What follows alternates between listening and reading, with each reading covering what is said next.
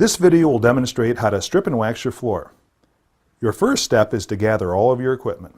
You could download the list titled Floor Stripping and Waxing Material List and all these procedures at GreatWesternSupply.com. First, you move all the furniture and obstructions and run a dust mop over the floor to remove the loose debris. Tape off any doorways or carpeted areas and put out wet floor signs. Now put on your gloves and goggles, then put water in the stripper bucket and add the stripper. Take some baseboard stripper and spray it onto the baseboard. This gets the built-up wax and dirt off the baseboard. Give it a few minutes to dwell. Use a swivel utility pad to remove the built-up wax and dirt on the baseboard.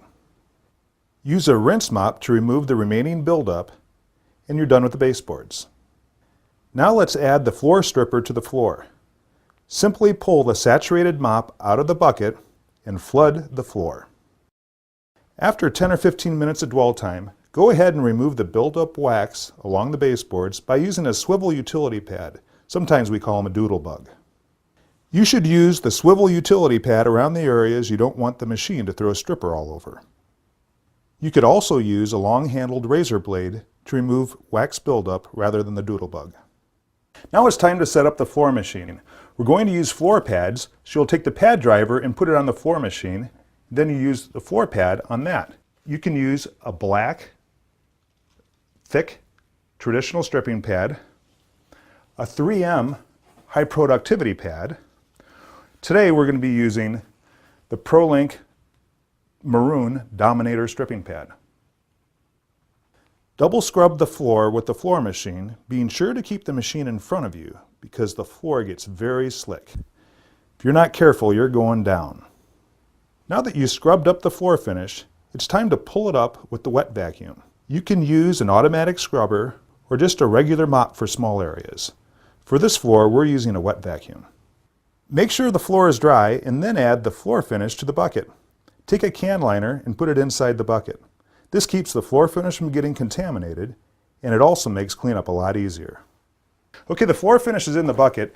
Now we can lay the finish by either using a flat mop system or a monofilament mop. The traditional blue and white candy striped floor finish mop. I personally like the old school method, the screw-in top rayon mop. I like these because they rotate. We saturate the mop full of wax and put it in the wringer. Don't wring it, just give it a little tamp. Now pull it out and you're ready to go. We start off by doing an outline of the area you intend to finish.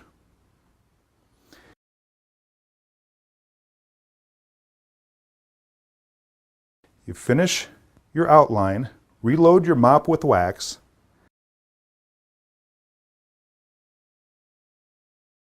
and then you fill in the center with a figure 8 motion.